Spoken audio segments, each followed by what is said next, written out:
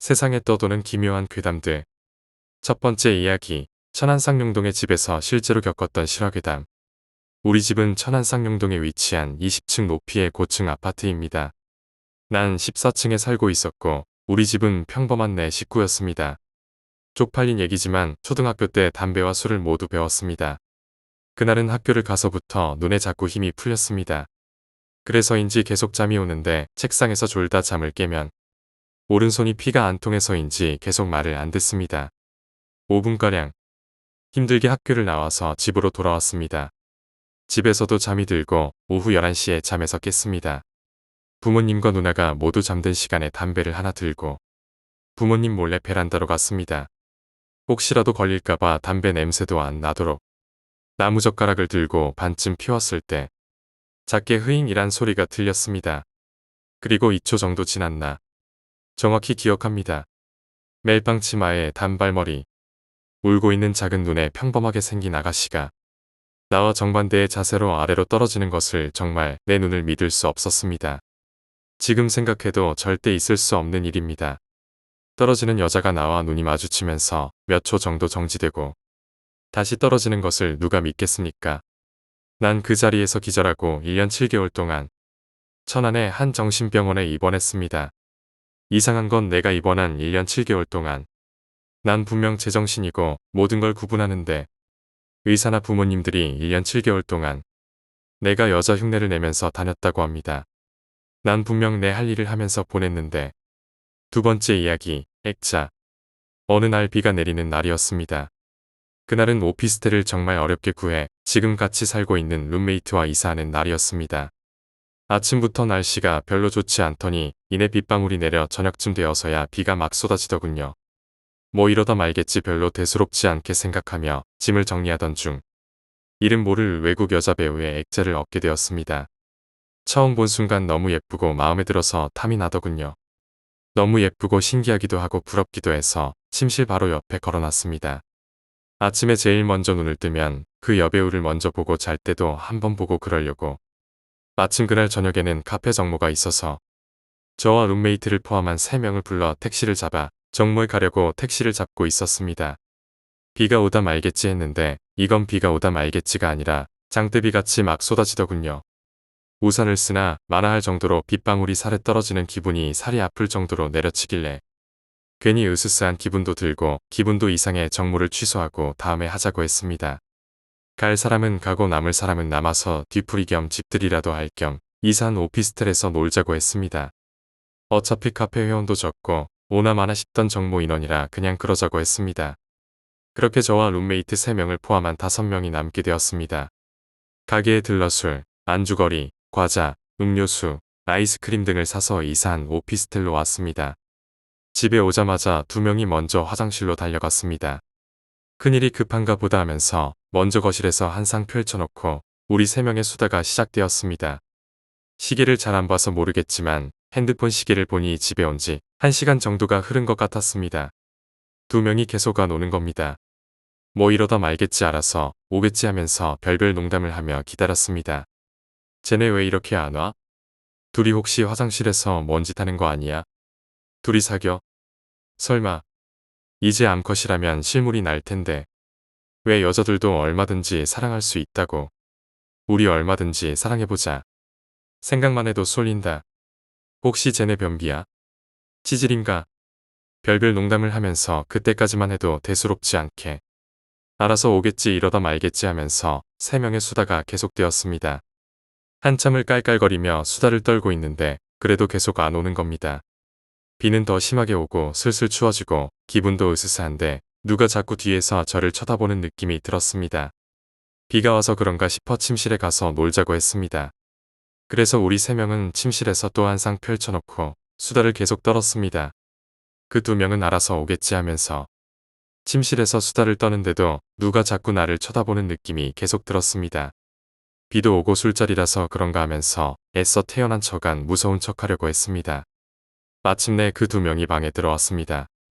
용케도 찾아왔네. 너네 비 온다고 화장실 떠내려갔다고 화장실 짓고 왔냐? 너네 똥뚜껑에 빠진 줄 알았다. 살아 돌아왔구나. 그 2명을 보면서 한마디씩 했습니다. 그런데 어째 표정이 이상했습니다. 뭔가 넋이 나간 표정이라고 할까. 원래 내가 알던 친구가 아닌 것 같기도 하고 왠지 남 같아 보였습니다. 화장실 전에 봤던 모습이 아닌 것 같기도 하고 왠지 제 친구가 아닌 남 같아 보였습니다. 그러나 비도 오고 기분도 좀 그렇고 술자리니까 뭐 그럴 수도 있겠지 하며 대수롭지 않게 넘어가려고 했습니다. 그 두 명은 액자를 끼고 돌아앉았었는데 우리 세 명이 분위기를 띄우려고 하면 그 두 명은 아무 말 없이 분위기를 다운시키는 것 같았습니다. 우리 세 명이 수다를 떨며 웃으면 그 두 명은 계속 아무 말 안 하고 무표정으로 앉아만 있는 겁니다. 그래서 처음엔 그 두 명이 화장실에서 다른 일로 싸웠나 생각했습니다. 왜 그렇게 기분이 상해 있는지 궁금해 맥주 두 병을 들고 그 친구 옆에 다가갔습니다. 나 재수 없지? 어디 아파? 무슨 일 있어? 둘이 싸웠구나. 나랑 말하기 싫어. 그냥 솔직하게 말해도 돼. 진짜야 내가 싫으면 싫다고 말해 괜찮아 난. 내가 싫어. 말 좀 해봐. 무슨 일 있구나 남친이랑 싸웠니? 정말 무슨 말을 걸어도 무슨 말을 할 생각조차 없어 보이는 표정이었습니다. 툭툭 치며 장난을 쳐도 농담을 해도 무안할 정도로 말을 절대 안 하는 것이었습니다. 나중에는 화가 나더군요. 보다 못해 화가 나서 막 다그쳤습니다. 사람이 말을 하면 기분이 어떻다 이랬다. 무슨 말을 해야 하니 기분을 맞춰주던가. 뭐 어떻게 할 거 아니야. 그냥 무표정하게 아무 말도 안 하고 있으면 내가 어떻게 알아? 우리 세 명 너네 둘 때문에 계속 분위기 띄우려고 하는 거 안 보여? 해도 너무한 거 아니냐? 우리 세 명이 아무리 분위기 띄우면 뭐해? 니네가 묵사발을 만들어 놓는데. 그러자 룸메이트들이 저를 말렸습니다. 그렇게 말하는 저도 마음이 안 좋았으니까요. 헌데 잠자코 있던 액자를 끼고 앉아있던 한 명이 말을 하는 겁니다. 아까부터 누가 자꾸 나 쳐다보고 있는 것 같아. 그러자 룸메이트들이 서로 너도 나도 그렇다는 겁니다. 너도냐? 나도 아까부터 계속 이상한 느낌이 들었어. 누가 자꾸 나 쳐다보고 있는 것 같아. 넌 난 그러냐? 서로 너도 나도 그렇다는 겁니다. 사실 그런 느낌은 저만 그런 줄 알았습니다. 기분도 그렇고 비도 오고 술자리라서 신경이 예민해서 과민 반응인가 보다 하면서 아닌 척 하려고 했는데 서로 너도 나도 그렇다고 하니 순간 소름이 쫙 끼치면서 갑자기 아무 말 못하고 눈만 멀뚱멀뚱 쳐다보다가 그래 우리 그냥 다시 거실에서 놀자고 했습니다. 한상 펼쳐놓은 것들을 가지고 일어나자 그 두 명은 계속 무표정으로 앉아있는 겁니다. 일어나 뭐해 안 나가? 돌 붙여냐? 방바닥에 껌딱지를 붙여놨어. 첫날 만날 그러고 있어라잉. 그러고 문을 딱 여는 순간 방금까지 돌부처같이 무표정으로 앉아있던 두 명이 저를 보고 거실에서 비명을 지르는 겁니다. 순간 저도 그 비명에 놀라서 소리를 지르고 그 두 명도 우리를 보면서 비명을 지르고 비명을 지르면서 우리는 방을 그 두 명은 거실을 보며 소리를 지르면서 집 밖으로 뛰쳐나갔습니다. 그 비가 막 쏟아지는데 추워서 덜덜 떨면서도 그 두 명이 계속 울면서 집에 안 들어가려고 했습니다. 우리도 그 비명에 더 놀라 어안이 벙벙해져 누가 누군지 왜 나왔는지 같이 따라 나왔는지 갑자기 그 두 명이 택시를 잡고 집에 간다고 하는 겁니다. 그래서 우리 세 명도 바지 주머니에 있는 잔돈 탈탈 털어 같이 택시를 탔습니다. 네가 누군지 어떻게 우리 처음 만났는지 생일, 주민등록번호, 집 주소, 형제, 우리 동아리 창고 비밀번호 등을 서로 확인하고 또 확인하면서 택시를 타고 그 친구네 집에 와서 들은 소리. 그 두 명이 거실에서 왜 우리를 보고 소리를 질렀냐면 그 두 명이 먼저 집에 와서 화장실로 뛰어갔습니다. 그리고 그 두 명은 샤워를 했답니다. 샤워를 막 하고 나오니까 우리가 거실에서 한상 펼쳐놓고 수다를 떨고 있더랍니다. 그래서 같이 어울리려고 술을 먹으면서 어울리려고 할 때 술을 전혀 못하는 제가 술을 막 퍼부어 먹고 있더랍니다. 정말로 술 한 잔도 못하는 저는 참고로 맥주 한 잔을 마셔도 바로 토하는데 이걸 그 두 명이 잘 알기에 제가 술을 먹고 싶다고 해서 맥주를 시켜도 절대로 못 먹게 합니다. 그런데 바로 그 두 명 앞에서 소주 맥주 막 섞어서 먹고 있다는 겁니다. 못 먹는다는 걸 잘 알기에 말려야 된다는 생각에 말렸더니 왜 말리냐고 막 신경질을 내더랍니다. 막 화를 내면서 말리지 말라고 욕을 하더니 계속 소주 맥주를 섞은 술을 계속 마시고 있더랍니다.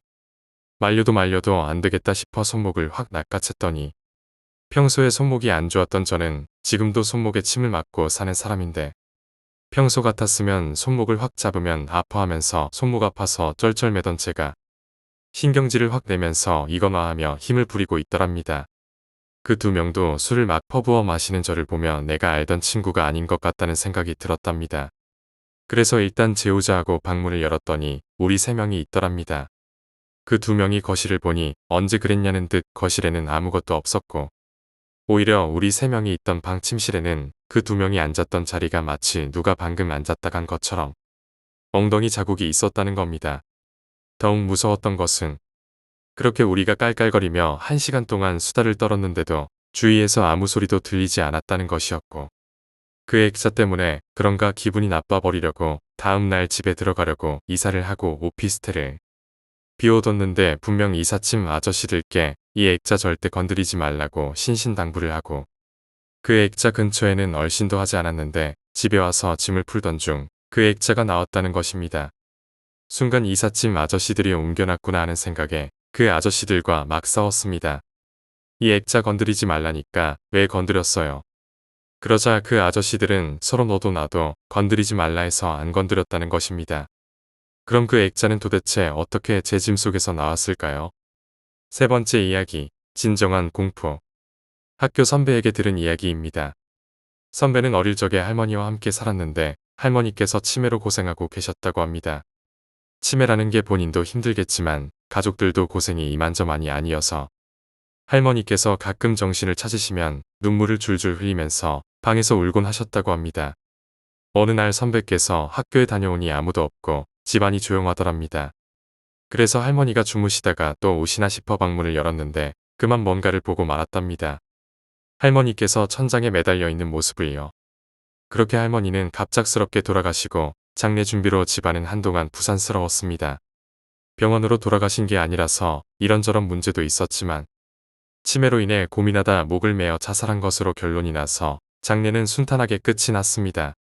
그런데 장례가 끝나고 할머니의 빈 방을 청소하고 정리하던 중 선배는 방 한구석 이불더미 속에서 낡은 반지 하나를 발견했습니다. 할머니의 반지인 모양인데 아무도 신경 쓰지 않는 것 같아 선배는 할머니의 유품으로 간직하고 싶다는 생각에 몰래 그 반지를 지갑에 넣어두셨다고 합니다. 장례가 끝나고 얼마 후 집안에서는 진원굿을 하게 되었답니다. 아무래도 돌아가신 것이 좋게 돌아가신 게 아니니 용왕무당을 불러 굿을 해서 할머니의 혼을 위로해드려야겠다는 생각이었을 겁니다. 굿이 한창 시작되고 선배께서는 호기심에 굿을 구경하고 있었는데 무당이 한참 춤을 추다가 갑자기 온몸을 떨더니 내가 목매달아 죽는데 집안에 아무도 없어. 다 어디로 내뺀 거야. 배가 고파 죽겠다. 꼭 할머니께서 살아계셨을 때의 목소리. 그 쉰 듯한 목소리로 말하는 것이었습니다. 그러자 일제히 가족들이 잘못했다고 빌기 시작했고 구경하던 사람들이 수군거리기 시작했습니다. 이윽고 무당이 갑자기 선배 앞으로 다가오더니 선배와 눈이 마주쳤는데 선배는 순간적으로 할머니 얼굴을 본 듯한 생각이 들어 눈을 피해버렸답니다. 반지 말여, 그거 내 거여. 내 가져갈 것이여. 선배는 너무 공포스러웠던 그 순간을 절대로 잊을 수 없다고 합니다. 할머니의 시신을 발견했던 그 순간보다도 더 무서웠던 순간이 바로 그때 무당의 시선을 마주한 순간이었다고 합니다. 선배가 떨리는 손으로 지갑에서 반지를 꺼내자 다시 가족들이 웅성거리기 시작했습니다. 그도 그럴 것이 반지 얘기는 누구에게도 한 일이 없었기 때문입니다. 그날 이후로 선배는 귀신의 존재를 믿게 되었다고 합니다. 그리고 죽은 사람의 물건을 함부로 만지는 것이 아니라는 것도 말이죠. 네 번째 이야기, 결벽증. 전 어렸을 적부터 약간의 결벽증을 가지고 있었습니다. 언제부턴가 인도를 걸을 때 바닥 타일 색깔에 맞춰 발걸음 숫자를 맞춰 걷기 시작했었습니다. 또래들과는 다르게 책방에서 만화책 한 번 빌려 본 적이 없습니다. 헌돈을 사용한 적도 없습니다. 누구의 손에 얼마나 거쳤을지 모르는 지저분한 걸 손으로 만지기가 많이 거북하였습니다. 돈이 세상에서 세균이 가장 많다는데 그렇습니다. 하지만 나이가 들면서부터 그런 일에 신경 쓸 새가 없어졌습니다. 사는 것도 바쁜데 바닥 타일이 무슨 상관이며 돈 벌기도 바쁜데 세균이 무슨 상관인지 알 수 없었습니다. 사실 어렸을 적부터 그리 부유한 집안은 아니었지만 저는 그렇게 많이 따지고 살았습니다. 성격은 쉽게 고칠 수 없으니까요. 지금은 다른 사람들과 똑같은 모습으로 생활하고 있습니다. 그래도 꽤 유명한 제과회사에 다니고 회사 근처에 작은 원룸도 하나 가지고 있습니다. 그런데 이따금씩 몇몇 사람들이 신경에 거슬리긴 하지만 애써 무시하고 있습니다. 제 생활이 정신병에 휘둘리고 싶지는 않으니까요. 그런 날이면 생각나는 녀석들이 있는데 고등학교 동창 녀석들입니다. 제 결벽증을 고쳐준 아주 고마운 녀석들이었습니다. 중학교 때까진 아이들이 절 별난 아이겠거니 하고 크게 대수롭지 않게 보았지만 고등학교 진학 후 아이들의 시선은 냉담해졌습니다. 그곳에서 조금 따돌림을 당하기도 했습니다. 고등학교 시절 가장 기억에 남는 날은 우리 반 한 녀석이 필기를 베끼기 위해 공책을 제게 빌려달라 하더군요. 저는 평소 하던 대로 그런 지저분한 꼴로는 나에게 샤프심 하나도 빌릴 수 없다고 말했습니다. 하필 그날 그놈 기분이 안 좋았던지 저는 신나게 얻어터졌습니다. 반 녀석들도 그날따라 미쳤는지 절 도와줄 생각은 하지 않고 절 눕혀놓고 같이 때리는 것이었습니다. 그때 사건으로 지방신문 구석에 자그맣게 기사가 났었습니다. 기억하시는 분이 계시려나요? 그날 맞아서 저는 1년 동안 휴학할 수밖에 없었습니다. 일주일간 혼수 상태에 빠졌다가 커다란 수술도 3번이나 받았습니다. 다음에 복학했을 땐 쥐 죽은 듯이 살았습니다. 또 맞을까봐 결벽증을 고치지 않으면 안 되었던 것입니다. 수능 점수도 좋게 받고 좋은 대학교를 다니게 되니 그놈들이 문득 고맙다고 느껴졌습니다. 아직 나에게 결벽증이 있었다면 과연 내가 이렇게 될 수 있었을까 하는 생각이 들었습니다.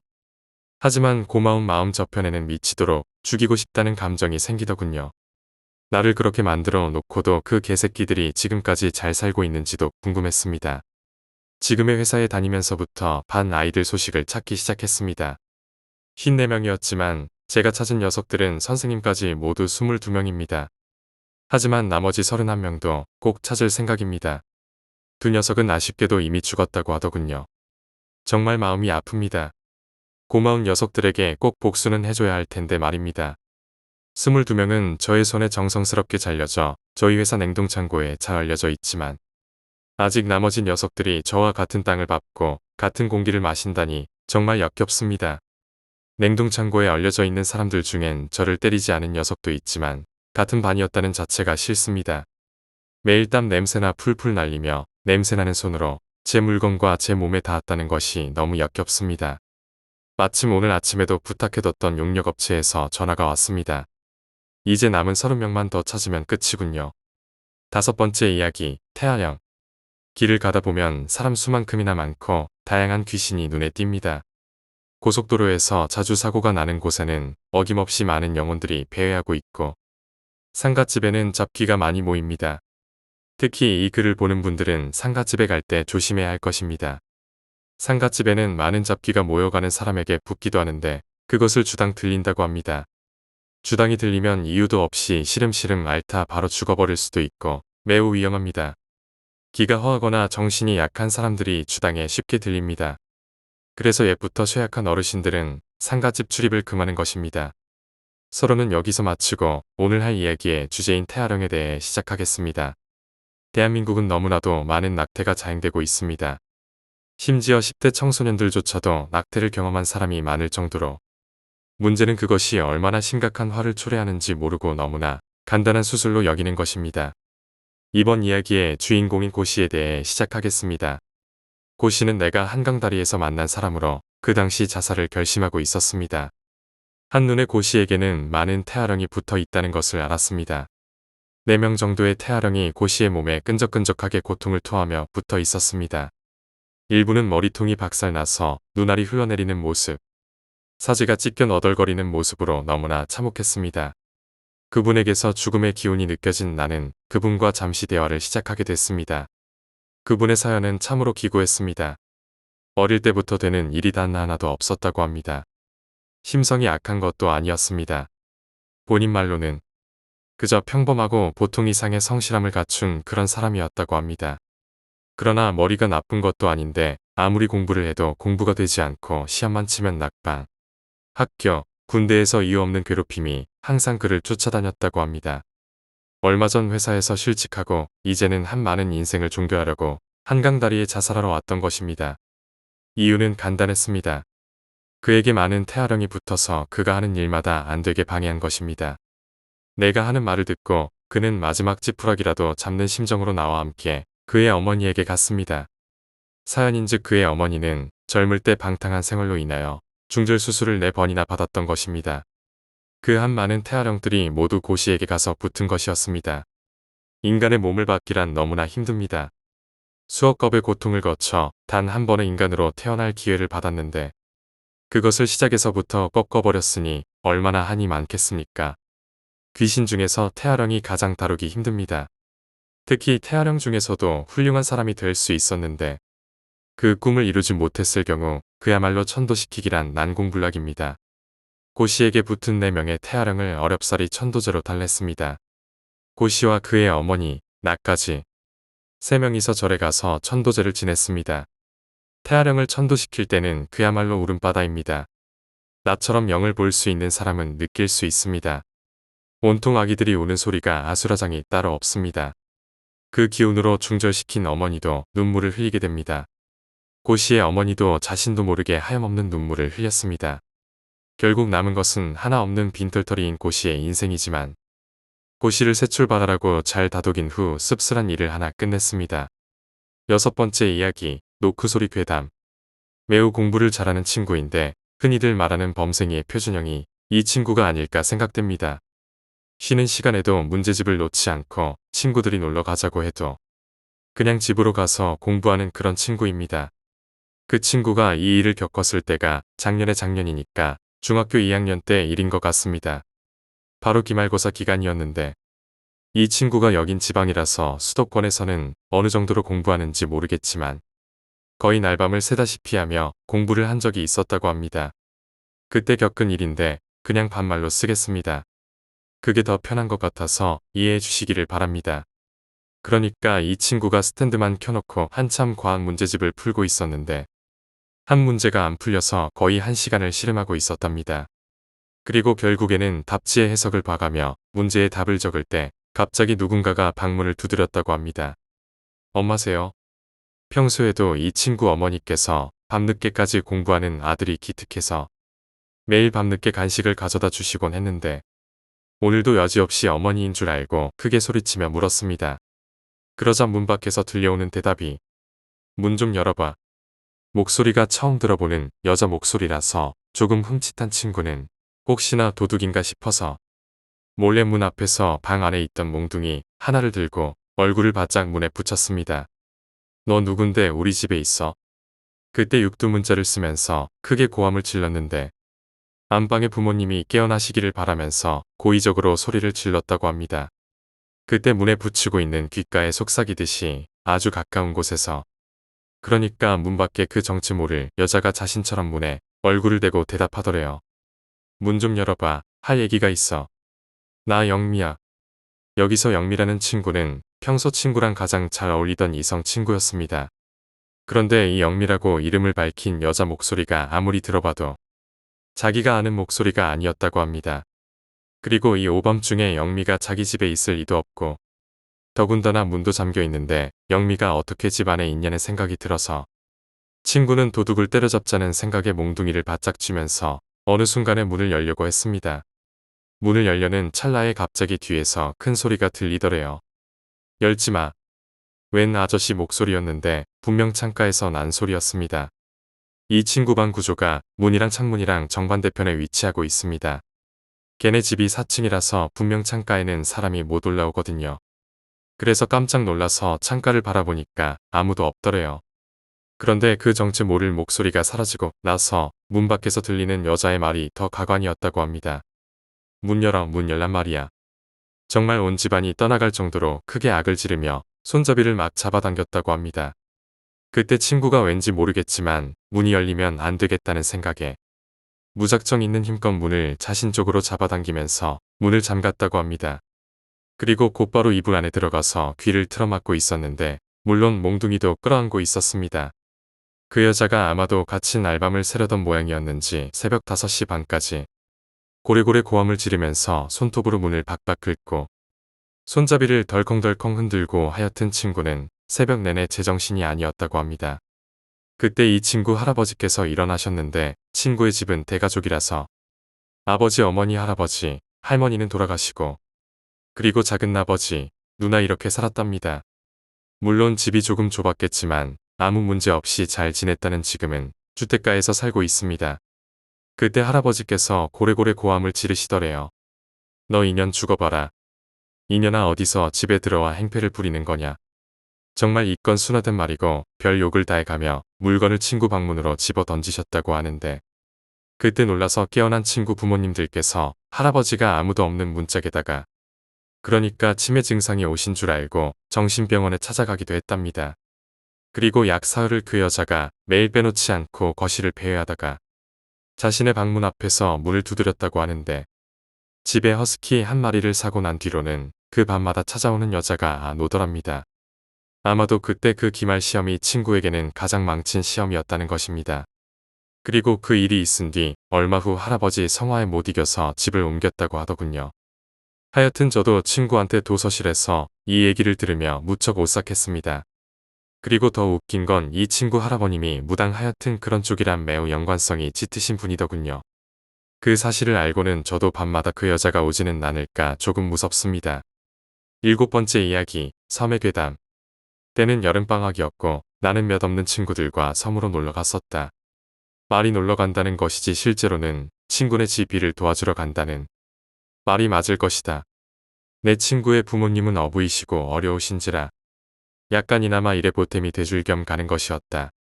집에서 영양가 없는 생활을 하는 것보단 100배 나은 일이었다. 하루 반나절 멸치 말리기, 털기 등을 하고 저녁이 되면 지친 몸을 씻고 방으로 들어와 이야기를 나누는 것이 하루 일과의 전부였다. 방은 10평 정도의 꽤 큰 방이었고 그 한 방에서 5명의 친구들과 같이 잠자리를 같이 했다. 두 놈은 피곤한지 일찍이 골아떨어졌고 나와 2명의 친구들은 수다를 열심히 떨었다. 이런저런 이야기를 하고 있었는데 한 녀석이 꽤 재미있는 이야기를 했다. 나는 약간 무뚝뚝한 성격이었기에 이야기 듣는 데만 열중했다. 너희 여기 어떤 방인지 알아? 당연히 모르겠지. 우리 집 원래 민박집이었어. 작년까지만 해도 그랬지. 그런데 왜 어부를 하셔? 끝까지 들어봐. 이곳은 터가 괜찮아서 민박집으로는 꽤 수입이 짭짤했거든. 여름마다 여기로 피서 오는 사람들이 많아서 괜찮게 돈을 벌었단 말씀이야. 그런데 우리 아버지가 괜찮은 민박집을 그만두고 힘든 어부를 하시는 것은 이 사건이 계기였어. 가만히 듣고만 있던 내 친구 한 놈이 약간 긴장한 말투로 말했다. 이상한 이야기 하려고 그러지? 그 친구의 말은 대충 이런 이야기였다. 작년에 여고생 3명이 놀러 왔다가 이곳에 민박을 했나봐. 그때 옆방에는 대학생들로 보이는 남학생들도 있었고 그 남학생들은 여고생들을 꼬셔서 같이 놀았다고 했다. 하루는 아무 일 없이 잘 놀았었는데 이틀째 되는 날 남학생들은 그 여고생들을 강간했다고 한다. 더러운 놈들이지. 나는 그때 집에 없어서 자세한 이야기는 몰라. 아버지가 살짝 알려준 이야기야. 그래서 어떻게 됐어? 그 여고생들은 그 후의 충격 때문에 집단으로 자살했어. 바로 이 방에서. 이 말을 듣자마자 나는 순간 움찔했었고 듣고 있던 내 친구는 얼굴을 찡그리며 말했다. 이 방이 그 방이었단 말이야. 뭐냐고. 그 얘길 왜 해.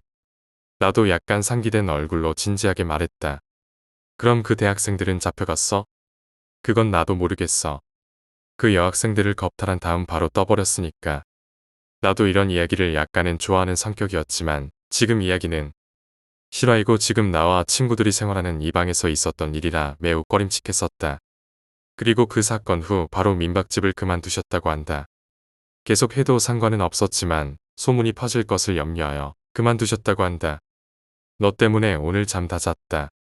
지금 자고 있는 저놈들이 부러워 죽겠네. 진짜 지금 자고 있는 두 놈이 부러웠다. 솔직히 이 말을 듣고 누가 편히 잠을 잘 수 있을까? 그 후 우리 3명 사이에 잠시 정적이 흘렀다.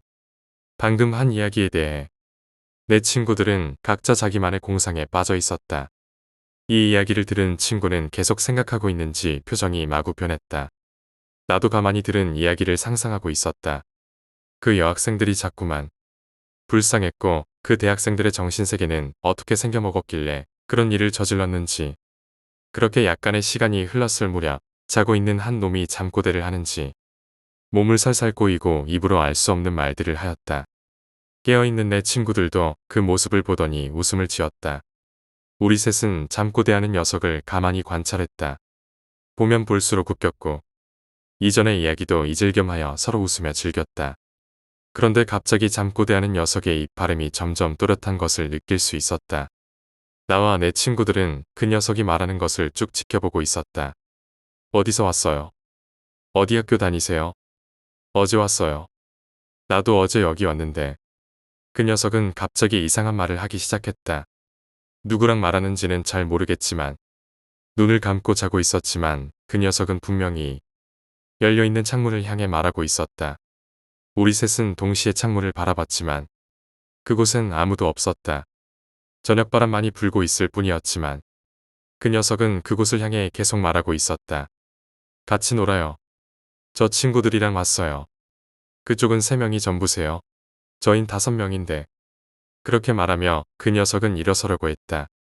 너무 부자연스러웠지만 일어나서 그 창문 쪽으로 다가가려 하고 있었다.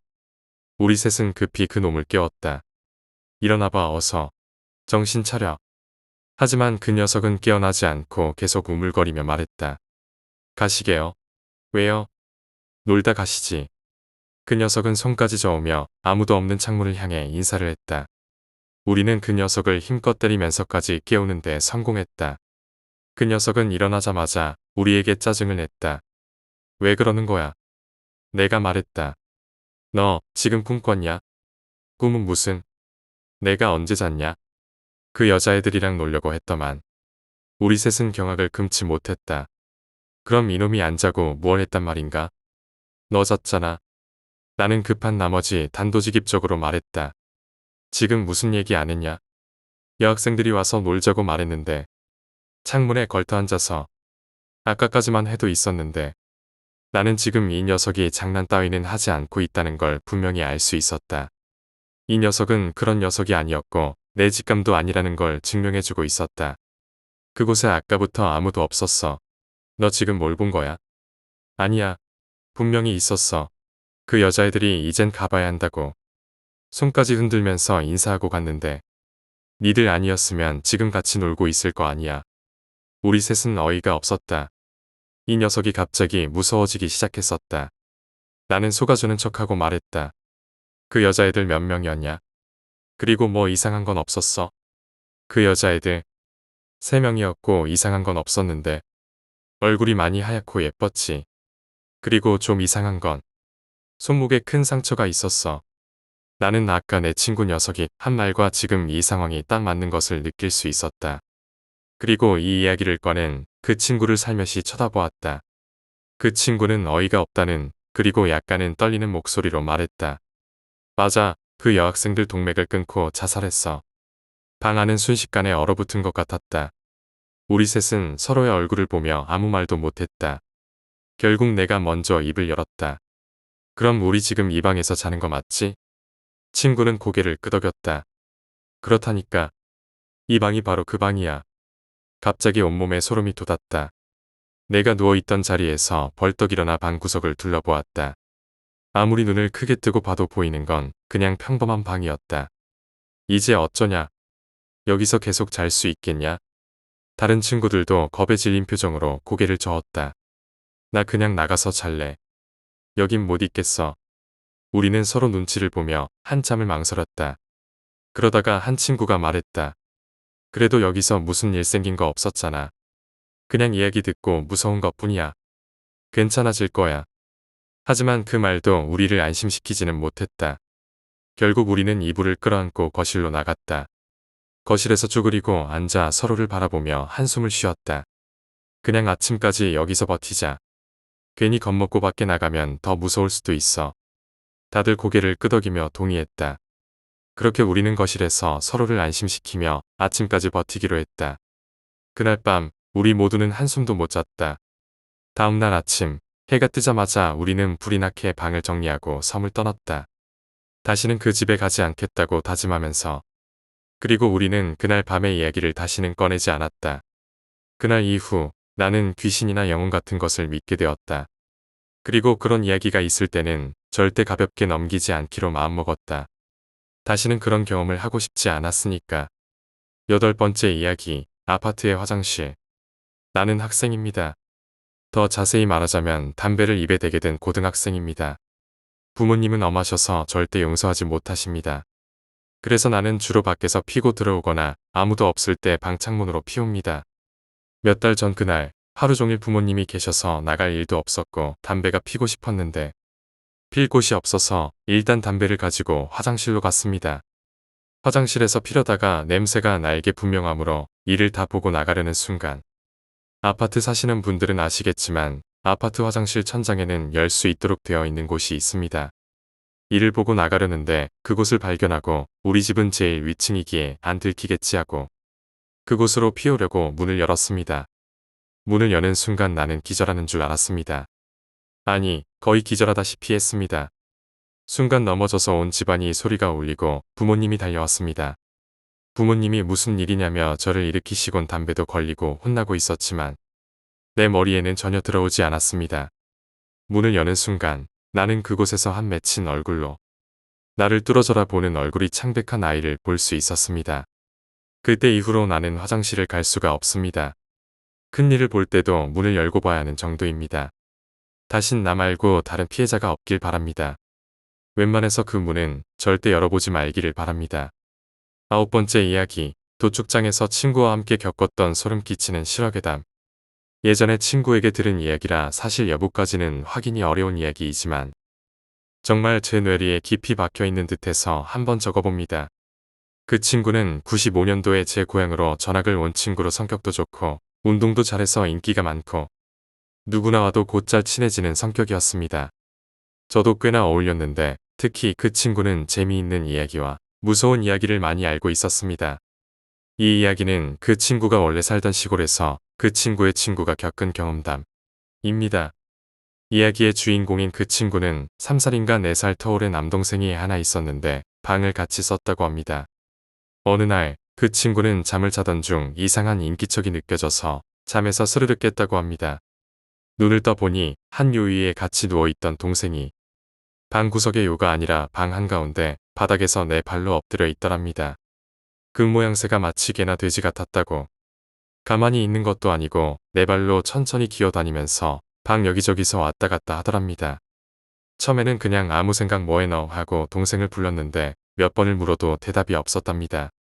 그 친구는 무서운 마음에 덜컥 겁이 나서 엄마 하고 옆 안방의 어머니를 부르려는데 목소리가 나오질 않더랍니다. 그 친구는 그제서야 자기가 가위에 눌려있단 걸 깨달았다 합니다. 가위에 눌려보신 분들은 아시겠지만 정말 공포감이 엄청납니다. 아마 그 친구도 극심한 공포를 느꼈었겠죠.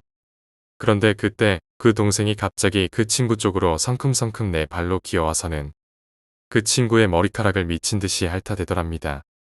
순간 그제서야 가위에서 풀린 그 친구는 울고불고 발버둥을 치며 동생을 뿌리치고 안방으로 튀었고 난리통에 깨어난 그 친구의 부모님께서는 이윽고 계속해서 내 발로 기어다니던 동생을 발견하고 뺨을 때리고 찬 물을 끼얹어서 겨우 정신을 차리게 했답니다.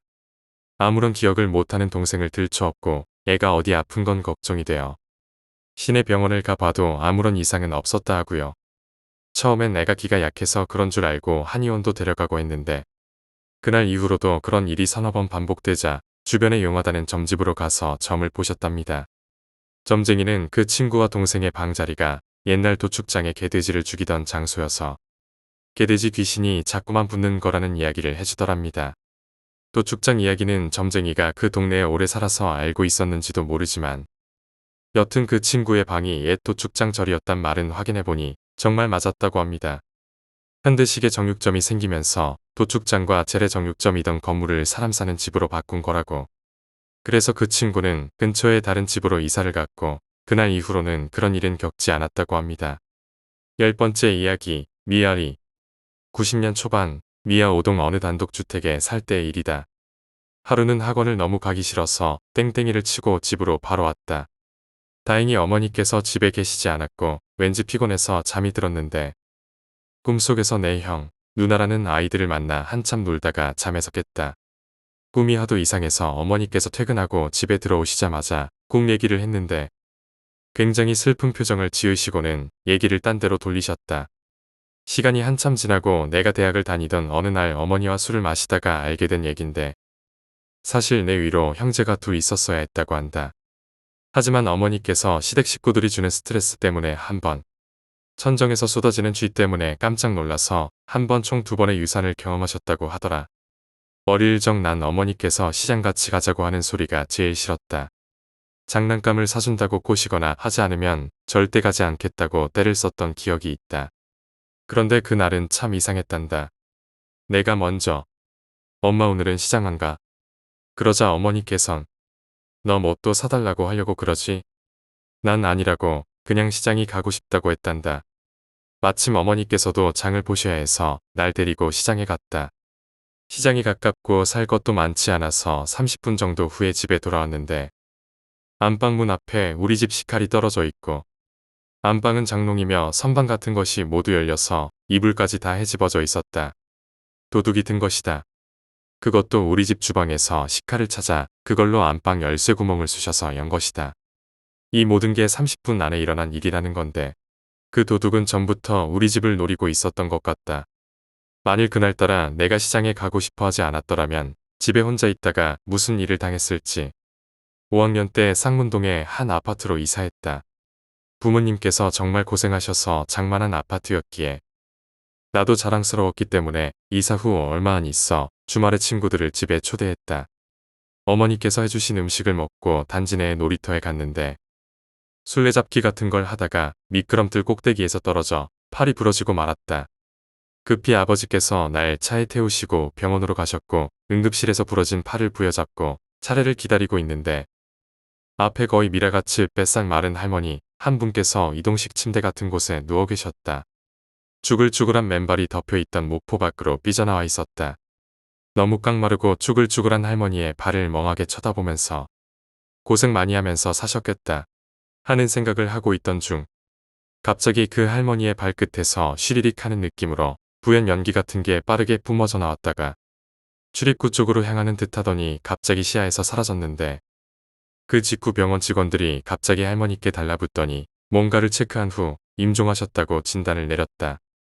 아마 5학년 때 이사한 그 아파트에 뭔가 좋지 않은 기운이 있었던 것 같다. 아버지께서 뒤에 산이 있다고 경치 좋지 않냐며 억지를 부려서 그 집에 살기 시작하긴 했지만 어머니께선 처음부터 느낌이 좋지 않다며 반대하셨다고 한다. 30년을 살면서 여기저기 이사도 많이 했지만 유독 그 아파트에서 가위 눌림이 심했었다. 나중엔 하도 가위에 자주 눌리다 보니 언제쯤 가위 눌림이 시작될지도 예측할 수 있었고 가위에 눌려도 금방 풀어나는 방법을 터득하게 되었다. 혹시 궁금한 사람이 있을까봐 미리 얘기해주자면 사람마다 다르겠지만 나 같은 경우엔 가위 눌리기 직전에 귀에서 웅웅거리며 뭔가 울리는 소리가 난다. 그럼 잠시 후에 가위에 눌리겠구나 하는 걸 미리 준비하고 있다가 가위에 눌렸을 때 당황해서 억지로 몸을 움직이려고 애쓰지 말고 그냥 1분 정도 온몸에 힘을 빼고 가만히 있다가 최대한 힘을 들이지 않고 서서히 몸을 일으키는 게 내가 가위를 푸는 방법이다. 중요한 건 바로 다시 누워서 자려고 하면 또 가위에 눌린다는 것이다.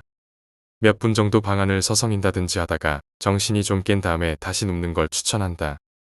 물론 내가 방안을 서성이고 어쩌고 하는 것은 내 뇌 속에서만 일어나는 일이기 때문에 제3자가 보면 난 계속 잠들어 있는 상태로 보인다.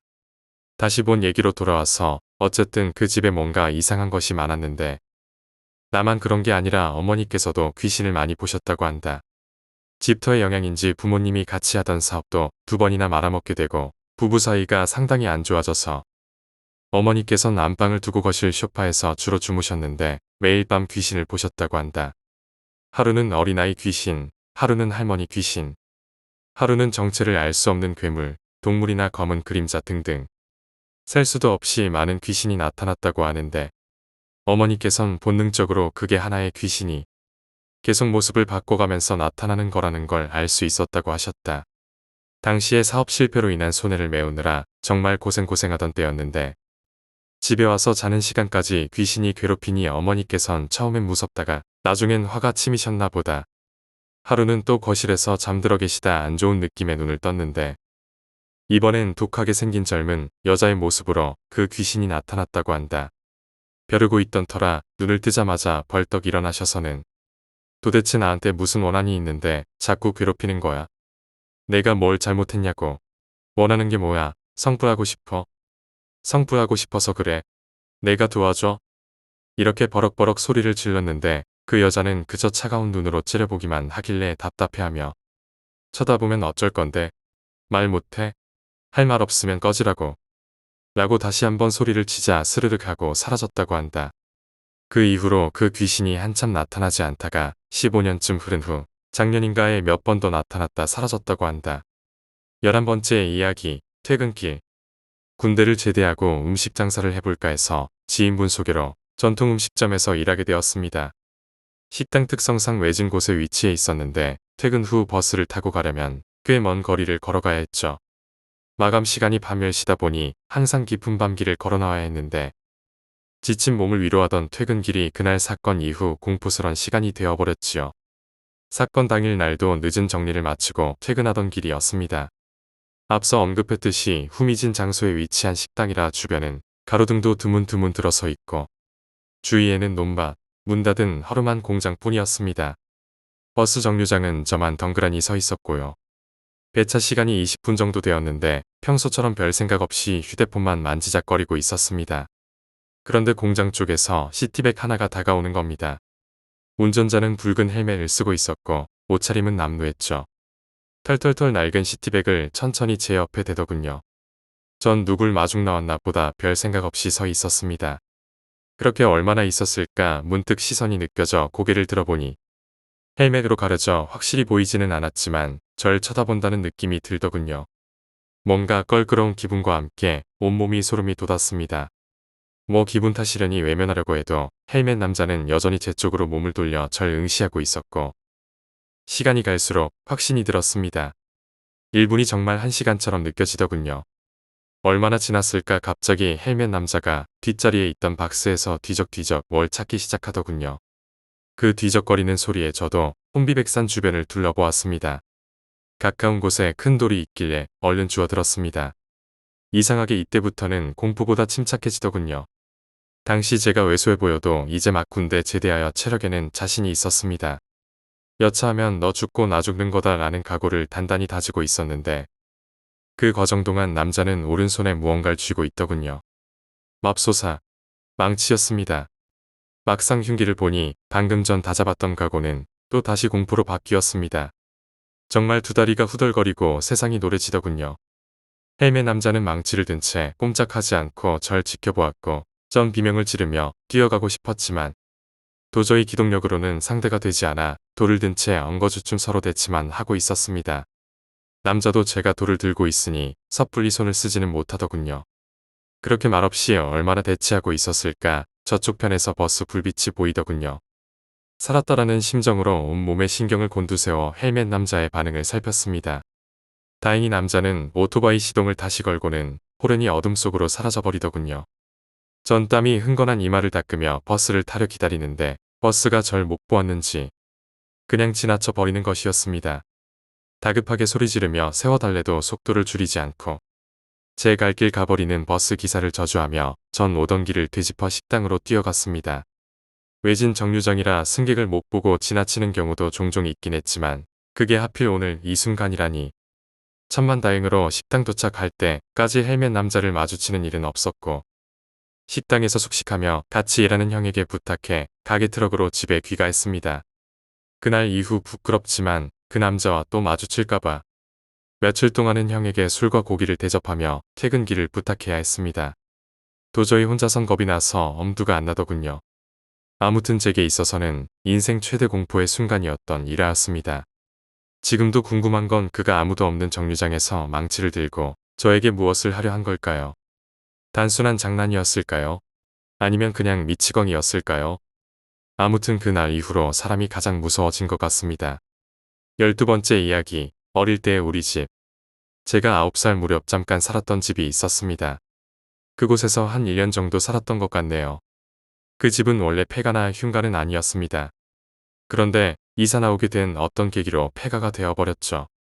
그 집에서 이사 나오게 된 계기를 잠깐 적어볼까 합니다. 그 집 지붕은 주황색 슬레이트로 되어 있고 벽은 겉면만 시멘트로 된 집이었죠. 아주 촌이었기 때문에 시멘트로 된 그 집이 당시에는 그래도 좀 괜찮아 보였는데 안에서 보면 흙집이었습니다. 흙 위에 도배를 해놔서 뭐 안에서 봐도 흙집 느낌은 나지 않고 여름엔 시원하고 좋았었던 것 같습니다. 다만 에러인 것이 집 바로 옆에 무덤이 2개 있었다는 것이죠. 저는 무덤이 무서워서 근처에 잘 가지는 않았지만 동네에 저보다 조금 어린 아이들에게 그곳은 딱 놀이터로 적당했습니다. 낮에는 무덤 바로 옆에 사는 저희 집 부모님도 모두 안 계신 터라 무덤에서 놀지 못하게 하는 사람도 없었고, 또 무덤은 아시다시피 온통 잔디밭이었으니까요. 제가 살던 곳은 워낙 깡촌이라 놀이터 그런 거 없었습니다. 여튼 그러면 안 되지만 무덤 위에 올라가서 서로 편을 나눠 무덤 위를 차지하며 밀쳐내는 놀이 등을 하곤 했었습니다. 저도 그렇게 무덤에서 몇 번 놀기도 했고요. 부모님이 그러면 안 된다고 신신당부하셨고 동네 어른들에게 가끔 혼나기도 했지만 어디 말을 들어먹나요. 얼마나 무덤 위에 올라가 놀았는지 무덤 위엔 잔디가 다 닳아서 흙이 드러날 정도였지요. 그 무덤 옆에 위치한 당시 저희 집은 방이 3개였는데 무덤이 있는 방향인 가장 오른쪽에 위치하고 있던 방은 창고처럼 쓰고 나머지 2방에서만 지냈지요. 그 가장 오른쪽 방에는 무덤 방향으로 벽에 창문이 하나 있었고 그 창문을 열면 집 옆편의 무덤이 정말 한눈에 보이는 그런 곳이었습니다. 창문과 무덤 거리가 한 3-4m 정도 될 정도로 엄청 가까웠습니다. 방 위치 자체가 햇볕도 잘 안 들고 창문을 열면 무덤이 너무 정면에 바로 보이고 해서 여튼 그 방엔 잘 안 들어갔네요. 나중에야 알게 된 일인데 무덤 중 하나는 그 집 주인 아저씨의 무덤이었고 남편을 먼저 떠나보낸 젊은 아주머니가 남편의 무덤을 집 안에서 항상 지켜보려고 창 바로 앞에 무덤 자리를 낸 거라고 하더군요. 그런데 아주머니가 남편 사별 후 정신적으로 좀 안 좋아지셔서 집을 비운 채로 몇 년씩 전국을 돌아다니곤 했다는 겁니다. 저희 가족이 그 집을 얻은 건 그 아주머니가 없어지고 10수년도 훨씬 더 되었을 시점이었을 걸로 생각되고요. 여튼 이사 나오기 일주일쯤 전까지는 아무 일 없이 그 집에서 잘 살았습니다. 그런데 어느 날 밤 사건이 생겼지요. 집에서 자고 있는데 어디서 쿵쿵거리는 소리가 들리는 겁니다. 어머니, 아버지, 저 셋 다 동시에 그 소리에 놀랐겠죠. 어두운 방에서 놀라 서로 얼굴만 쳐다보고 있는데 쿵쿵하고 벽을 두드리는 소리가 간헐적으로 계속 들려왔습니다. 그 소리가 너무 가깝게 들렸고 겁에 질린 저는 이불 속에 엄마와 숨고 아버지가 누구야 하고 크게 소리치셨죠. 그런데도 그 소리는 멈추지 않고 3-4초 간격으로 계속. 자세히 들어보니 소리는 가장 오른쪽 방에서 나는 것 같았습니다. 이윽고 아버지가 안방 문을 열고 나가시더니 한참 후 누구요 하는 아버지 목소리가 들리더라고요. 알고 보니 저희 집에 살았다던 그 아주머니가 몰래 그 방으로 들어가서는 도배지로 막아버린 창문을 열려고 벽을 두드리는 소리였던 것이었죠. 그 아주머니 등장에 야밤임에도 동네 어르신 몇 분이 저희 집에 찾아오셨고 그 아주머니는 아마 어르신들과 다른 집으로 가셨던 걸로 기억합니다. 잠깐 그 아주머니를 봤는데 약 50대 정도 되는 얼굴이었는데 머리는 반 백발에 헝클어져 있고 정말 꼬질꼬질했습니다. 그저 당시엔 너무 무섭기만 했죠. 다음 날 날이 밝고 학교를 가서 학교 시간이 다 되어갈 때쯤 교무실로 어머니의 전화가 왔습니다. 오늘은 학교 근처에 당시 가족들끼리 친하게 지내던 친구네 집으로 하교하라는 어머니의 전화였습니다. 저는 영문도 모르고 신나서 그 친구 집으로 하교를 했고 그날 그 친구 집에서 잠을 청했습니다. 그런데 그날 밤 그 집 부모님과 저희 부모님이 나눈 말씀을 잠결에 듣고 집에 들어가지 않은 이유를 알게 되었습니다. 이유인 즉슨 그 아주머니가 다음날 정신이 돌아와서 낮에 남편 무덤을 보려고 가족 한 명과 함께 왔는데 무덤 위가 다 까져 있는 걸 보고는 이성을 잃어서 동네 애새끼들 다 죽여버리겠다고 기리기리 날 끼워서 진정시키려다가 벌초하려고 가져온 낫을 휘둘러서 같이 온 가족 한 명이 크게 다치셨다고 그 사단을 내고 그 아주머니가 그대로 사라져버린 거였죠. 일단 경찰에 신고도 했지만 별다른 소득도 없었던 것 같고요.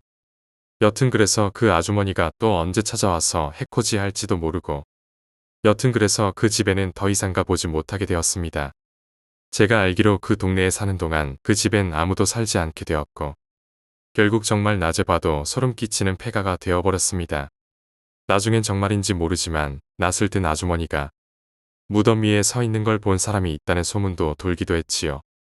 나중에 생각해보니 저희 가족이 그날 밤 무사했던 게 정말 다행이란 생각이 들더군요. 작년에 고향에 가서 보니 그 집은 아직 당시 그대로 있더군요. 그 일이 생긴 지 거의 20여 년이 더 넘게 흘렀음에도 13번째 이야기 흉가. 때는 1998년 IMF로 전 국민이 힘들던 시절 저는 초등학교 5학년이었습니다. 당시 저는 톰 소여, 로빈슨 크루소, 허클베리 핀과 15소년 표류기를 보며 나도 언젠가 저런 모험을 해야지 라는 꿈을 꾸던 모험심 넘치는 소년이었습니다. 여름방학이 시작되자마자 무슨 생각이었는지 친한 친구들 5명과 대뜸 떠나자 라며 여행을 계획하였습니다. 마침 친구네 별장이 양평 인근에 있다고 하여 목적지는 그 목장으로 결정하고 떠났습니다. 지금도 부모님과 가끔 얘기하는 게 참. 저 때의 나나 부모님이 무슨 생각으로 초딩 5명을 보호자도 없이 여행을 보냈던 걸까요? 여튼 룰루랄라 즐거운 마음으로 버스를 타고 갔습니다. 가면서 옆에 앉아있는 풋풋한 여대생들을 꼬셔서 아참 그땐 초딩이었지. 그냥 쳐졌습니다. 자다가 기사 아저씨가 너네 내려. 여기서 내려야 만한 장소에 갈 수 있어. 라며 깨워주시길래 후다닥 내렸습니다. 헌데 아무리 둘러봐도 어디로 가야 할지 감이 하나도 안 잡혔습니다. 비는 추적추적 내리지. 시골 국도라 히치하이킹도 안 되지. 택시도 없지. 결국 가까운 민가나 슈퍼 등등 모든 전화기가 있는 곳까지 전력 질주해보자. 가지고 온 롤러블레이드를 타고 국도를 질주하였습니다. 여차저차해서 민가 전화를 빌려 별장 관리 아저씨께 연락드려 아저씨의 트럭을 타고 별장에 도착했습니다. 뭐 초딩들이 술을 먹겠습니까? 뭘 하겠습니까? 빌려간 레슬매니아를 보다가 출출해져서 라면 먹자 했는데 아차, 라면이 들어있던 가방은 실수로 고이 집에 두고 온 걸 그제서야 깨달았습니다. 친구들에게 맞은 후 관리 아저씨가 계시는 집 1층으로 내려갔는데 가족 전체가 어디 간 것 같았습니다. 당황하고 공포가 밀려오던 찰나 오던 길에 봤던 구멍가게가 떠올랐습니다. 5명 중 2명은 귀찮다며 잠들었습니다. 3명은 걸어서 가기로 했습니다. 올 때는 몰랐는데 초딩의 걸음으로 가려니 한참 걸리더라고요. 한 20분쯤 걸어갔을 무렵 우측에 폐가 하나가 보입니다. 모험심이 넘치고 겁이 없던 저는 보물섬을 발견한 마냥 소리를 지르며 저거다. 우리는 저것을 위해 왔다. 라며 친구들에게 흉가 탐방을 제안합니다. 그때부터였을까요? 친구들에게 제안을 하지 않게 된 것이. 저게 왜 저기 있냐고 저 미친놈도 지랄한다는 친구에게 세상이란 본디 그런 것이다.